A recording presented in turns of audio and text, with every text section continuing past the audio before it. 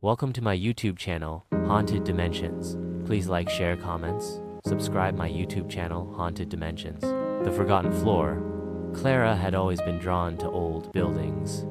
There was something about their history, their character, that modern apartments couldn't replicate.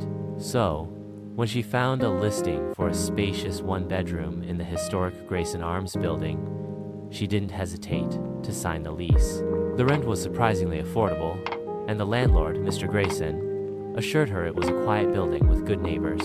On moving day, Clara stood in the lobby, admiring the ornate moldings and the grand staircase that spiraled up into the shadows.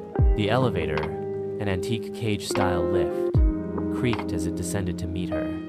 She stepped inside, pressing the button for the 12th floor.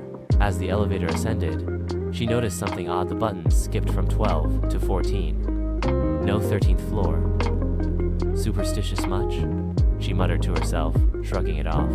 Her apartment was charming, with high ceilings, large windows, and a view of the city skyline. But as the days passed, Clara began to notice strange things. The elevator would sometimes stop between floors, the doors opening to reveal nothing but darkness. She'd press the close button, and the elevator would continue as if nothing had happened. Then there were the noises. Late at night, she'd hear faint footsteps in the hallway. Even though her neighbors on the 12th floor were an elderly couple who rarely left their apartment. One evening, after a particularly long day at work, Clara decided to take the stairs instead of the elevator. She was halfway up when she noticed a door she'd never seen before. It was tucked into a shadowy corner of the stairwell, its paint chipped and faded. Above the door, in barely legible numbers, was a 13. Clara hesitated. She'd lived in the building for 2 weeks and had never heard anyone mention a 13th floor. Curiosity got the better of her, and she pushed the door open. The hallway beyond was dimly lit, the air thick with the scent of mildew. The walls were lined with faded wallpaper, its pattern peeling in places. Doors lined both sides of the hallway, but they were all closed. Clara stepped inside, the door creaking shut behind her. As she walked down the hallway, she noticed how quiet it was. No sounds of TVs or conversations, just the faint hum of the building's machinery. She reached the first door and knocked lightly. There was no answer. She tried the next door and the next, but it was the same story. Just as she was about to turn back, one of the doors opened. A woman stood there, her face pale and her eyes sunken. She wore an old-fashioned dress, its fabric frayed at the edges. "Can I help you?" the woman asked, her voice barely above a whisper. Clara forced a smile. "Hi, I'm Clara. I just moved into the building and didn't realize there was a 13th floor. I thought I'd introduce myself." The woman stared at her for a long moment before stepping aside. "Come in." Clara hesitated but followed her inside. The apartment was sparsely furnished, the furniture old and worn. The air was cold, and the walls were bare except for a single cracked mirror. "I'm Mrs. Hargrove," the woman said, gesturing for Clara to sit. "It's been a long time since we've had a new neighbor." Clara sat on the edge of a threadbare couch. "How long have you lived here?" Mrs. Hargrove didn't answer. Instead, she walked to the window and pulled back the curtains. The view outside was wrong. Instead of the city skyline, Clara saw only darkness, as if the apartment were suspended in a void. "You shouldn't have come here, Mrs. Hargrove said, her voice trembling. "They don't like visitors." "Who doesn't?" Clara asked, her heart racing. Before Mrs. Hargrove could answer, there was a knock at the door. She froze, her eyes wide with fear. "You need to leave. Now." Clara stood, her legs shaking. "What's going on?"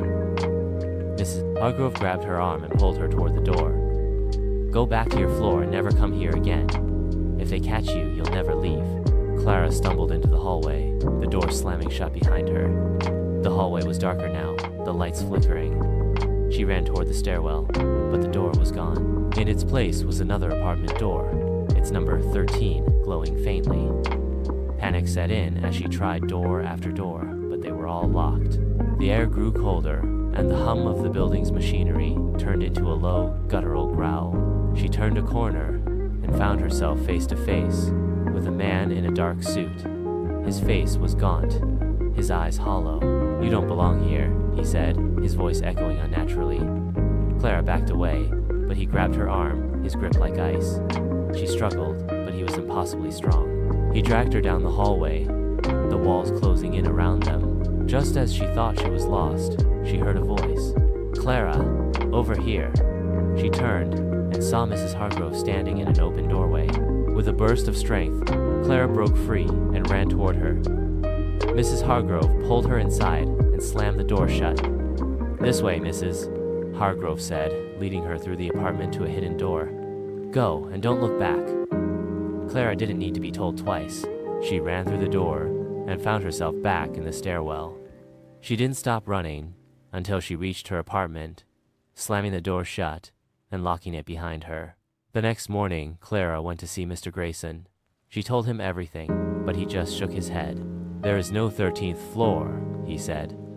"The building only has 12 floors. You must have been tired and imagined it." Clara knew what she'd seen, but she didn't argue. She packed her things and moved out that same day. As she drove away, she glanced up at the building. For a moment, she thought she saw a shadowy figure standing in a window on the 13th floor, watching her leave. The end. Thanks for watching. I hope you enjoy this video. Please don't forget, like, share, comments, subscribe my YouTube channel, Haunted Dimensions.